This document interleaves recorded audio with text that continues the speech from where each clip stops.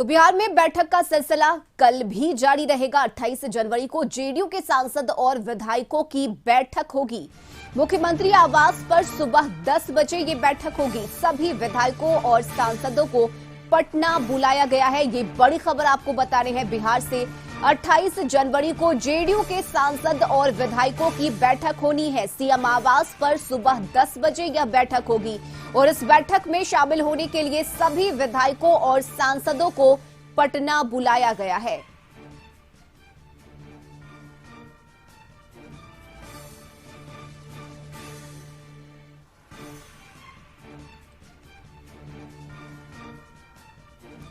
वहीं बिहार में सियासी अटकलों के बीच सभी पार्टियों के बीच बयानबाजी भी जारी है। जहां आरजेडी ने नीतीश कुमार से असमंजस की स्थिति स्पष्ट करने को कहा, तो वहीं जेडीयू नेता इस पर तीखी प्रतिक्रिया दी है। दूसरी तरफ बीजेपी नेता ने कहा है कि राजनीति में कभी किसी के लिए हमेशा के लिए दरवाजा बंद नहीं होता, तो कांग्रेस ऑल इज वेल की बात कह रही है। मानता हूं थोड़ा कंफ्यूजन है और माननीय मुख्यमंत्री जी भी देख रहे होंगे कि ये कंफ्यूजन सोशल मीडिया में, मेन स्ट्रीम मीडिया में, अखबारों में चल रहा है। तो जाहिर तौर पर हम तो गठबंधन के मुखिया माननीय नीतीश कुमार जी से ही आग्रह कर सकते हैं कि शाम तक इस कंफ्यूजन को दूर कर दें। ये जो गठबंधन को लेकर संशय बना हुआ है, जिससे कि आम जनजीवन भी प्रभावित हो रहा है। और आज ही ऋषि जी हमारे डिप्टी सीएम 3-4 जगह से झंडा फहरा के आए, तो उस हिसाब से हमारी तरफ से तो स्पष्ट है। अब ये जो संशय आप लोगों की मीडिया में चल रहा है, वो संशय हमारे लिए भी रहता है। संशय दूर कर दीजिए सर। नहीं, संशय दूर करना, इस गठबंधन की मुखिया कौन है? 26 जनवरी है, आज गणतंत्र दिवस है, पूरा देश उल्लास से मना रहा है, तो स्वाभाविक है अब नहीं आई तो महामहिम के कार्य क्षेत्र का मामला है। मनोज झा को ये क्यों कहना पड़ रहा है कि स्थिति स्पष्ट करें नीतीश कुमार, जो हालात इस बात का स्पष्ट करें भाई। माननीय नीतीश कुमार जी कंफ्यूजन में रहे हैं, कभी फ्रंट फुट से राजनीति किया नीतीश कुमार जी ने, और नीतीश कुमार जी कंफ्यूजन में नहीं रहते हैं। अब जो लोग कंफ्यूजन में हैं वो जाने, हम कोई कंफ्यूजन में नहीं है।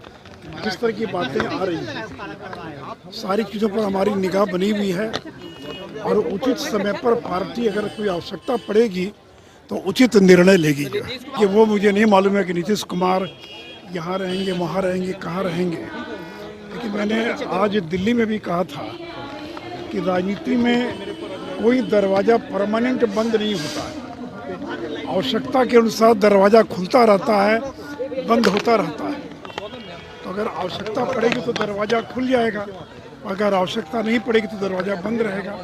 क्या परिस्थिति बनती है उसको देखकर केंद्रीय नेतृत्व जो है और योग्य निर्णय लेगा, और पार्टी का केंद्रीय नेतृत्व जो निर्णय लेगा हम लोग उस निर्णय का समर्थन करेंगे, उसमें सहयोग करेंगे। मैं नीतीश कुमार जी बिल्कुल हम लोगों के साथ हैं। इंडिया गठबंधन के सरकार के मुखिया हैं, इंडिया गठबंधन के नेता हैं और वो सरकार चला रहे हैं। तो आज कैसे सवाल खड़ा हो सकता है? ये आज उन्होंने झंडा फहराया है, उनके साथ कोई बीजेपी का लोग तो नहीं था वहाँ। आपको ये बताते हैं कि आखिर बिहार विधानसभा में पार्टियों की ताकत क्या है। 243 सदस्यों वाली विधानसभा में आरजेडी के 79 विधायक है, तो वहीं बीजेपी के 78, जेडीयू के 45 और कांग्रेस के 19, तो वहीं भाकपा माले यानी कि सीपीआई एमएल के 12, सीपीआई के 2, सीपीएम के 2 सदस्य हैं। वहीं जितन राम मांझी की पार्टी हिंदुस्तानी अवाम मोर्चा के 4, ओवैसी की पार्टी एआईएमआईएम के 1 और निर्दलीय सदस्य 1 हैं।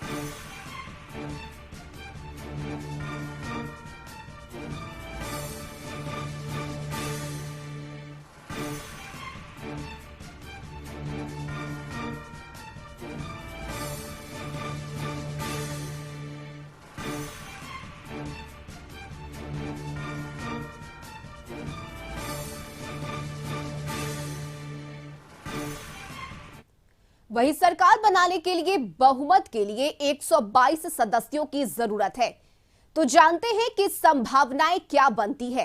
पहली संभावना की अगर बात की जाए तो बीजेपी के 78 विधायक हैं और जेडीयू के 45, हिंदुस्तानी अवाम मोर्चा के 4, तो वहीं 1 निर्दलीय सुमित सिंह को मिलाकर ये आंकड़ा 128 विधायकों का पहुंचता है, यानी कि आसानी से सरकार बन सकती है। वहीं अब दूसरी संभावना की बात की जाए तो इसमें आरजेडी है, कांग्रेस है और साथ ही लेफ्ट है। हिंदुस्तानी अवाम मोर्चा, एआईएमआईएम और निर्दलीय शामिल हो सकते हैं। आरजेडी के 79 तो वहीं कांग्रेस के 19, लेफ्ट के 16, हम के 4, निर्दलीय के 1 और एआईएमआईएम के 1 सदस्य को मिलाकर ये आंकड़ा 120 पहुंचता है, जो 122 यानी कि बहुमत से 2 कम है। यानी सरकार बनाने के लिए और विधायकों का जुगाड़ करना होगा।